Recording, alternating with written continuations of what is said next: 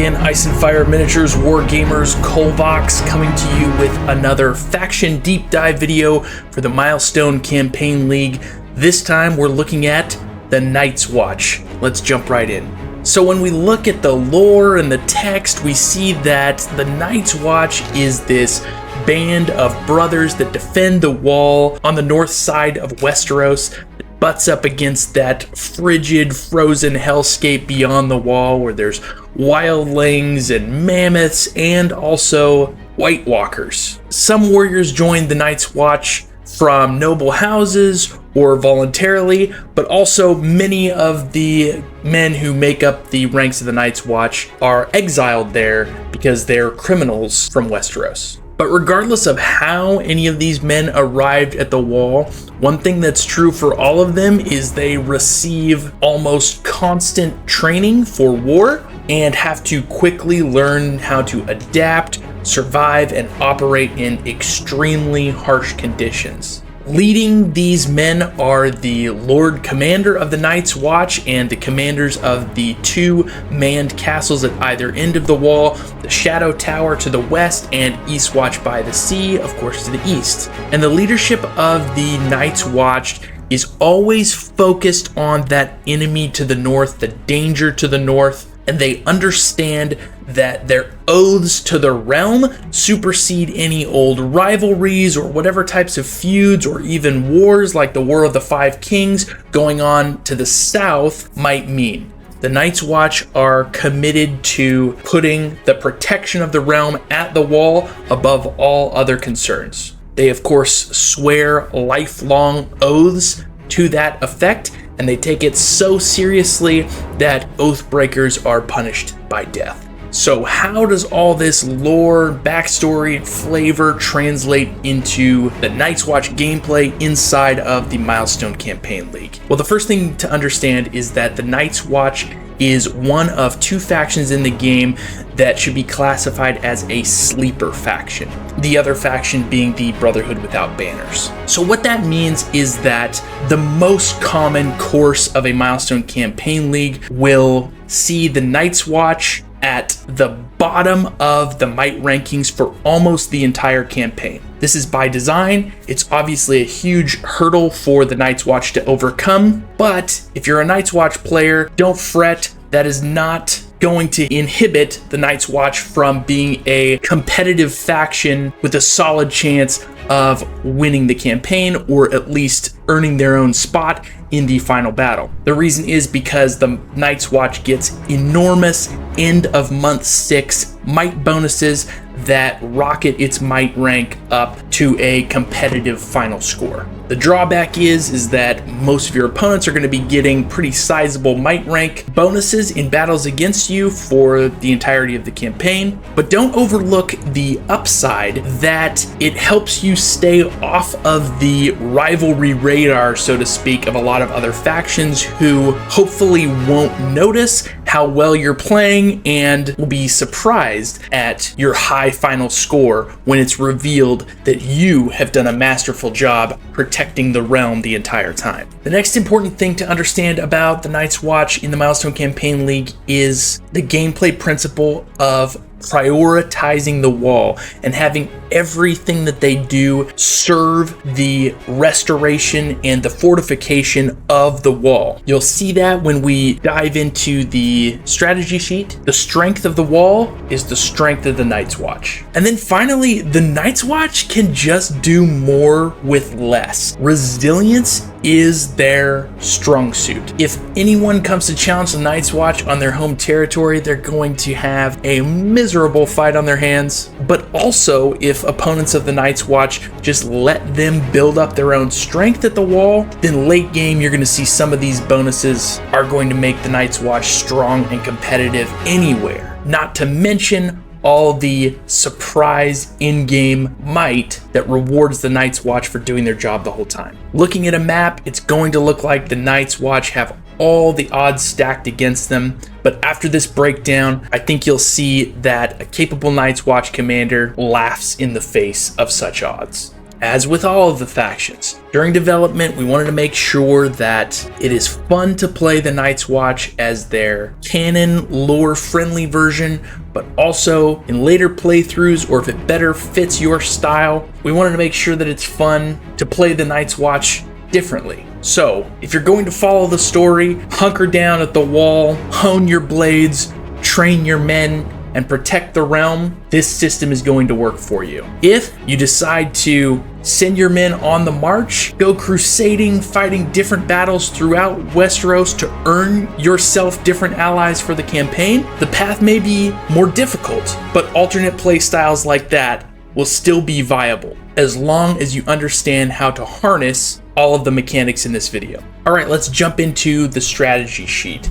So as you can see, it's appropriately titled The Wall, and it explains that along the wall there are 19 different castles created at different times by the Night's Watch. However, the vast majority of them are in disrepair. They're not manned by men of the Night's Watch because the Night's Watch numbers have dwindled so far and their resources are so scarce.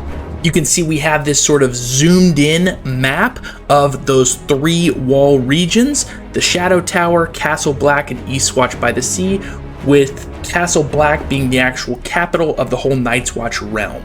So it's important to understand when you play that anytime any of the rules refer to the wall regions, that means these 3 regions right here, but anytime that the rules refer to the wall realm, that means these 3 regions plus also the gift region. And I'll show you that and we'll clarify that even further when we get to looking at the map itself. But the important thing on this map is that you can see that the 3 castles that you hold just for holding the regions are there, but the 16 abandoned castles are also there in each of the 3. Now, each of those abandoned castles can be restored by you during council phase for a cost of 1 might. So you subtract 1 might from your total and you may restore one of those castles per council phase. You may, and definitely should, also solicit the help of all of the other factions and request that they each contribute 1 might, and for each 1 might that they contribute, you may restore an additional castle once per council phase. So that means in a perfect council phase, if you happen to be playing with all players who just want to throw the game in favor of the Night's Watch, you could unlock 10 different abandoned castles all in month 1. Of course, that's not going to happen. If you're in a terrible league where everyone hates the Night's Watch, you can always at least unlock 1 abandoned castle from your own supply of might. When you play the campaign, I'm sure you're going to get some number in the middle based on how well you're playing the diplomacy game, how well you're angling and making promises to gain ally factions to your side to contribute to this. It should not be an impossible sell since it's only a one-time purchase of 1 might, and then that abandoned castle is locked in as restored for you. Now, what is the good of restoring these castles? Well, a couple things. First of all, you'll see that every single abandoned castle has 2 buffs with it. So we look at the one farthest west here, Westwatch by the Bridge. You can see that it gives +1 might, that's per month, and Bowen Marsh +1. Now, as explained in the text above, all of the list size bonuses that you see from the restored castles, those are applicable in army lists anywhere in the wall realm. That means if you restore Westwatch by the Bridge, Bowen Marsh would add +1 to your army size, not only if he played in a battle in Shadow Tower, but also the next month if he played in a battle at Eastwatch by the Sea or the Gift, Bowen Marsh +1 could still be in effect. The second benefit of restoring these abandoned castles, you can read about underneath each of the 3 main castles: Shadow Tower, Castle Black, and Eastwatch by the Sea. So for each section of the wall, if you restore all of the abandoned castles in that section, you unlock 1 huge buff for the main castle in that section. So let's take a look at those. If you unlock all 5 abandoned castles in the western section, the Shadow Tower region unlocks this buff for you. Each time a Night's Watch unit gains veterancy, it may roll twice on the veterancy table and take both results, re-rolling if a repeat number is rolled.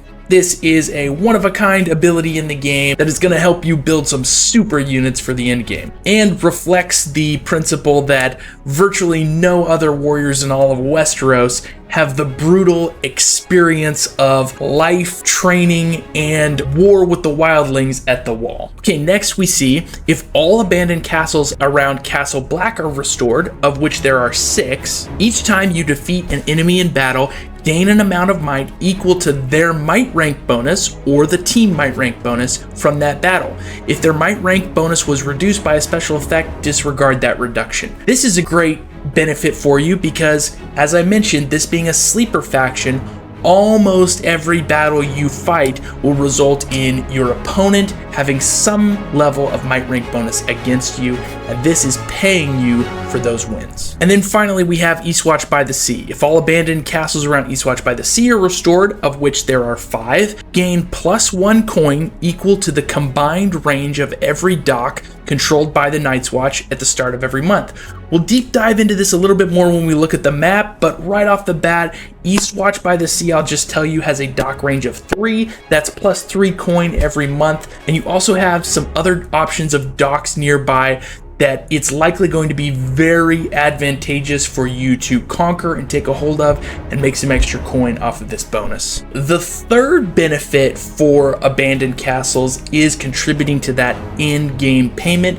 Remember, you are generating might, you're storing it up for this huge payment at the end of month 6 based on how well you defended the wall, and no small part of defending the wall is restoring those abandoned castles. So at the bottom of the sheet here we have Protection of the Realm. At the end of month 6, the Night's Watch gained the following might based on how well the 7 kingdoms were protected. +4 might for each challenge battle fought during the campaign in the Wall Realm, including the gift. +5 might for each region in the Wall Realm, including the gift, held at the end of month 6. +2 might for each restored abandoned castle in regions held by the Night's Watch at the end of month 6. +3 might for each battle fought during the campaign, and +3 might for each defensive victory fought during the campaign. It's easy to see how the vast majority of your final score is going to come from Protection of the Realm, so it should be the primary decision-making factor for you as the Night's Watch faction leader as you go through the course of the campaign.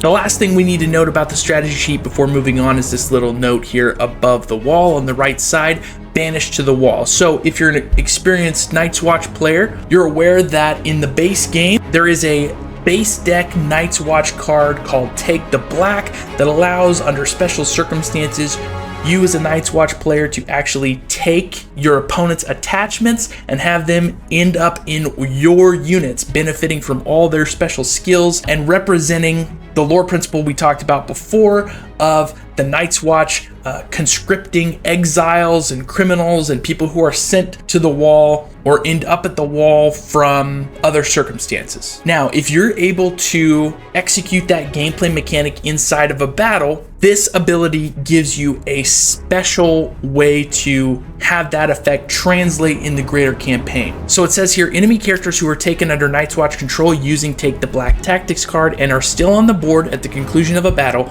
must make a capture save with a -4 to their roll, even if the Night's Watch was defeated. This is huge, and that means that your opponents are only able to get those back if they roll a 6 on that capture save or have some other way to hugely mitigate that debuff. So moving on to the Night's Watch character trait sheet. The main strength of this sheet that you need to grasp as the Night's Watch faction leader is that you have a nice long roster, especially compared to a lot of the other factions out there. And when you compare the size of your character roster to the small size of territory that it's really critical for you to control, this is going to be hugely in your favor. So many other factions have tons of territory that they really need to keep control of, and smaller rosters than the Night's Watch to do it, which means they're facing much more frequent hurdles with character location restrictions than you will be as the Night's Watch faction leader. Yes, it's still something that you need to keep in your mind. Do I have this character that I want in the Wall Realm, or is this character somewhere south helping somebody out? It's still a consideration you have to make, but all in all, you very easily have enough characters to have one army operating away from home, and at least one, if not two, fairly solid armies operating at or near the wall itself. A lot of the Night's Watch character traits are pretty standard utility, but there are a couple that are tricky and unique to the faction, and I want to take a minute to point those out. The first one being Othel Yarwick's Builders of the Watch, which allows you to harness one of two different events, either event 13 or event 17, and transform that into a restored castle at the wall. It does use up Othel as a commander for that month, but in return you're getting that free extra castle and you are getting your challenge refunded. So it's almost always the right choice to do that if you happen to roll one of those two events. It's a 10% chance for you. You also need to take note that you have two characters that when you look at, you'll notice it really matters where they are if they get in certain statuses, injured, captured, or killed. So the first one is Benjen Stark with Lost Ranger. The first time Benjen Stark is injured while outside the wall realm, he is not eligible to avoid injury in any way. He does not roll a death save and instead immediately becomes Cold Hands. So Cold Hands is actually not a playable unit for you until that occurs. So it's something that you need to be thinking about early on. If you play really well with Benjen Stark as a commander, then make sure that you're getting your use out of him. But also, it's pretty critical that if you send Benjen Stark to any type of battle where you think that there's a decent likelihood he could end up having a status like injured, captured, or killed, then you're going to want that to occur when he is beyond the wall so that at least you get the consolation prize of having Cold Hands. Of course, if you feel the reverse, if you feel like you're a much better player when it comes to utilizing Cold Hands than straight up Benjen Stark, then do the opposite. Month one, you want to be hyper aggressive with Benjen Stark, maybe even to the point of intentionally sacrificing him on an especially aggressive assault in order to have Cold Hands available to you early and then for the rest of the campaign. The other weird character with a mechanic in the same vein is Jon Snow, who has True Crow. So Jon Snow, the first time he is injured for the Night's Watch in battle against the Free Folk, he's not eligible to avoid the injury in any way. He does not roll a death save and immediately switches to the Free Folk player. Then the Free Folk get to play him as that version in their armies. Now, of course, when they do play him, if he gets injured again, he gets returned to the Night's Watch. So for this one, you might want to think a little bit more about the counterplay in terms of, does the Free Folk player really like the Free Folk version of Jon Snow, and would they do really well with him? Well, if so, you're probably going to want to try to avoid having Jon play in a place where they could potentially take him out. And if they do get a hold of him, you're going to want to be picking up the battles against Free Folk to try to ensure that they play him and you can re-injure him and get him back on Night's Watch. Alternatively, if you don't want to have to be thinking about Jon Snow going to the Free Folk, you can try to avoid battles with them altogether, or maybe play him in the south if you're at war with the Free Folk, although there's only so much you can do, especially if the Free Folk happen to have some sort of commander off playing mercenary down in the south who's going to be seeking out battles with you anyway. Another interesting one to point out here is Aemon, Value of the Oath. Each time Aemon participates in a battle, if this was not a team battle, gain Aemon +3. If this was a team battle and your ally faction has previously contributed might to the wall, gain Aemon +1. If Aemon was not captured at the conclusion of this battle, you and your ally gain +3 might. This is an important one because Night's Watch has so few ways of boosting their army size on battles away from the wall that Aemon is a great take in situations like that, as long as you're fighting a 1v1, or if you're fighting a 2v2, at least make sure that that teammate has contributed might to the wall in the past, in which case you're still going to at least get a +1. There are a few special triggers like that in Night's Watch character traits that do special things when you interact with factions who have contributed might to the wall, so always make sure that you're logging that as a Night's Watch faction leader, because you need to know whenever you're doing some sort of interaction with a faction who has contributed before, you're probably going to get some sort of kicker effect for that. And of course you have some more generic abilities, but that are also quite good and you don't want to overlook, like Deadly Foe on Alistair Thorne and Feminine Wiles on Gilly. Alright, let's take a look at the map details here for the starting Night's Watch areas. You can see there's 4 regions at the wall: Castle Black, East Watch by the Sea, the Gift, and the Shadow Tower. You can see you've got a little bit of starting coin income, as well as a few base list bonuses for each of those. When it comes to break the siege, your opponents are going to have some options when they attack the wall as to whether they're going to attack the main castle itself or whether they're going to declare beforehand that they will only sack on victory,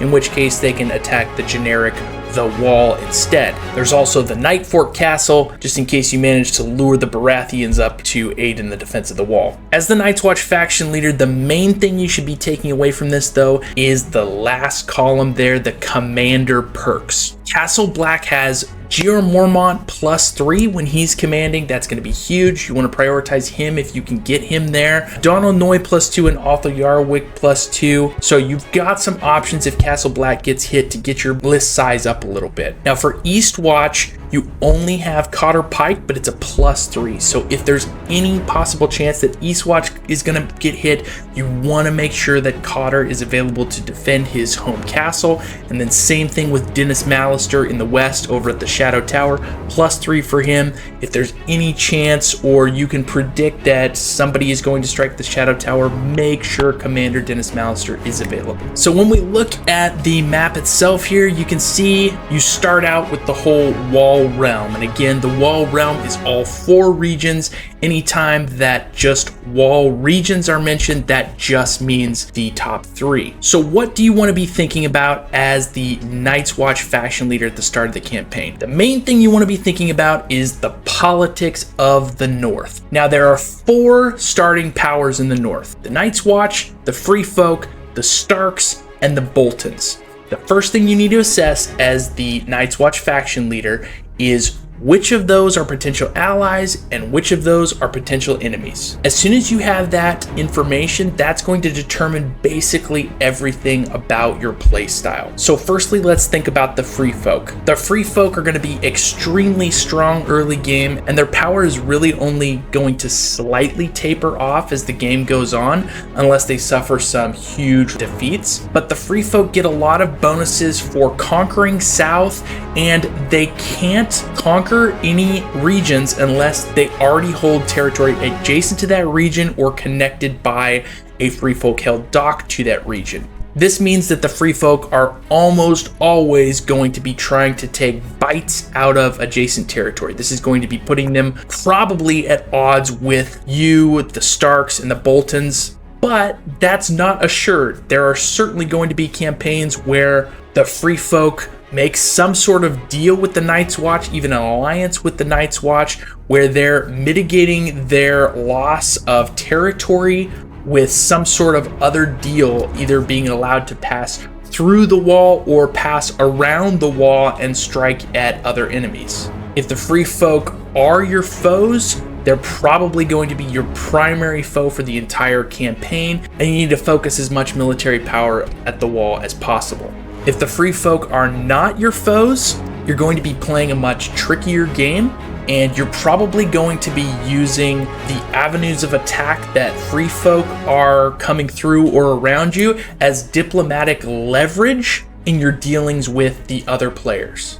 You can think about a scenario where the Night's Watch is peacefully appealing to the other factions and saying, hey, please support me and contribute to the wall so that I can keep the Free Folk out of your affairs and keep them from taking territory throughout the rest of Westeros. But you can also see a situation in the reverse where the Night's Watch are essentially holding the rest of the realm hostage and saying, hey, if you don't support me, if you don't act as an ally of the Night's Watch, then we are going to allow and maybe even facilitate certain avenues for the Free Folk to come in and attack your lands because you're not helping us protect the realm. Moving on to the Starks. The Starks are going to be extremely powerful early game, but they have a lot of territory and a lot of potential foes. They're probably not going to be looking for an extra potential foe. So again, you can take that in either direction. You can exploit the fact that they have too many fronts to defend on and take a bite of the North for yourself to increase your own resources. Or you can leverage the fact that you're helping them protect nearby regions like Winterfell, Last Hearth, and Carhold, but only in exchange for regular contributions of might every month or help in battle for yourself from the Starks. The Boltons are sort of the reverse. they have almost no territory that they need to protect, but their campaign trajectory is heavily reliant on them being aggressive. So they're going to be attacking somebody looking for territory. Obviously, you want to make sure as the Night's Watch that's not you, and you're probably pretty safe because the Boltons will most likely be looking for softer targets than just the wall. But either way, the Boltons are going to be stirring the pot on the map for sure, and you as the Night's Watch need to decide whether you're going to take advantage of that, either countering them to help other people or piggybacking onto the aggression of the Boltons and sharing some of the spoils and sending them back home to the Night's Watch. So that pretty much sums up your early game. In the mid game, obviously things are going to get more complicated, as you'll likely have the Targaryens making some sort of appearance up north, the Greyjoys making an appearance and creeping up north, and probably also the Brotherhood making plays up north as they have their free developments popping up throughout Westeros. This is where it becomes a really wise idea for you to have what we would refer to as like a mercenary commander operating somewhere far away from home. So this is something you can set up in month 1 when you're allowed to have commanders spawn anywhere on the map. And so think ahead with your month 1 diplomacy. Maybe you have a Martell player who is very interested in alliance with you because it's only going to cost them 1 might per month contributed to the wall, and you're so geographically far away from them that they don't perceive you as any sort of threat to Dorne. Let's say the Martell faction leader proposes to you, hey, in month 1, please spawn up Alistair Thorne down in Dorne, and then just use him to assist me in battles throughout the campaign, and that will ensure that I contribute might to you, and also that hopefully we're winning these battles and you're getting might and coin and other things from that. So in conclusion, let's break down the strengths and weaknesses of the Night's Watch faction. When it comes to their strengths, the first thing you want to think about is that huge character roster available to you with only a small geographic area that it's critical for you to defend that is highly defensible. Take advantage of that by having forces away from home. I know that the old Night's Watch recruiter Yoren isn't exactly a commander, but if you think about his actions in the story, traversing all the way down to King's Landing and even fighting the Lannisters on his way back up to try and make sure that those recruits make it back to the wall, you want to have forces somewhere in Westeros that are contributing to your main mission up at the wall. The second big strength is those unique and ultra powerful bonuses that you get when you fill up all of the abandoned castles in a certain region. You want to set a target for yourself on those buffs based on your playstyle and how your campaign is going. The Eastwatch buff is the economy buff. In real-time strategy games terms, we would call it the booming buff. It's boosting your coin heavily. You can see on the map here that Eastwatch starts with a range 3 dock, but you've got the range 2 dock at Skagos and the range 1 dock up at Storhold's Point that are easily within striking distance for you. Conquers of those regions are going to result in +6 coin per month just from that buff. So if you want to set yourself up economically and diplomatically, having more money on hand to wheel and deal with the other factions, then I would pursue that Eastwatch buff. When it comes to Castle Black and the Shadow Tower, I would recommend Castle Black if you find or expect that you're going to be winning most of your battles. Only you know your personal skill level and how that compares to the other players in your campaign. If you are predicting that you're going to be winning a lot of battles, Castle Black buff is going to be paying out for you, and you're going to thank yourself at the end of the game from all the extra might that has trickled in from your battles. The Shadow Tower buff, on the other hand, is going to be ideal if you're struggling with the battles because it's going to be powering up your units and helping give you a strong arsenal of veteran units for the end game. So that's how I would prioritize each of those 3 buffs based on your specific circumstance.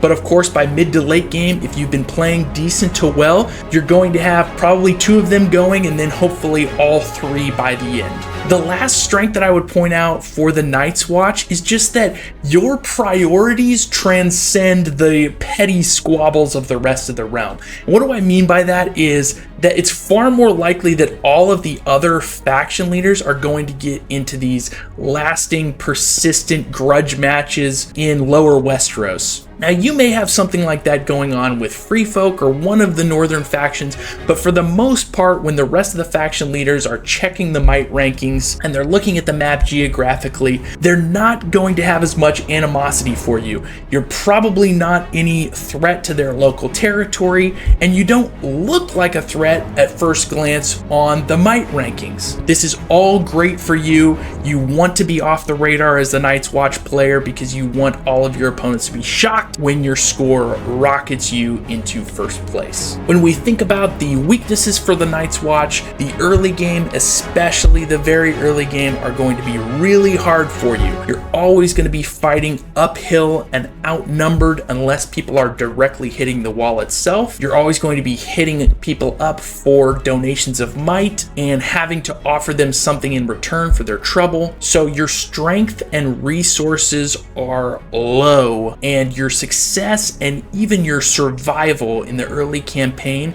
is totally going to rely on your resourcefulness. Can you do more with less? Another issue for Night's Watch is without the East Watch buff, you don't have a lot of access to coin. So other players are going to have an easier time not only outbidding you for neutral characters, but also stacking that coin into the army list size bonus. But you also don't have a ton of things to bargain with other players to give you coin other than your assistance in battle. The last challenge I would say for Night's Watch is that it really relies on you being a shrewd diplomat to run the Night's Watch faction. You have to know when to make sacrifices for certain key alliances at certain times, and when to stand firm on your mission and refuse aid because your actions at the wall are the only thing holding off the long night. These decisions are hard and can make you unpopular at the table. Regardless, all of these weaknesses can be overcome by smart Night's Watch play. So to you, Lord Commander, I remind you, keep your oath. You are the watcher on the wall. You are the light that brings the dawn.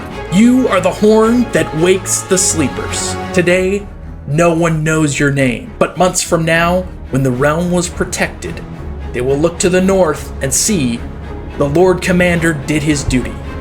Have fun playing the Night's Watch in the Milestone Campaign League.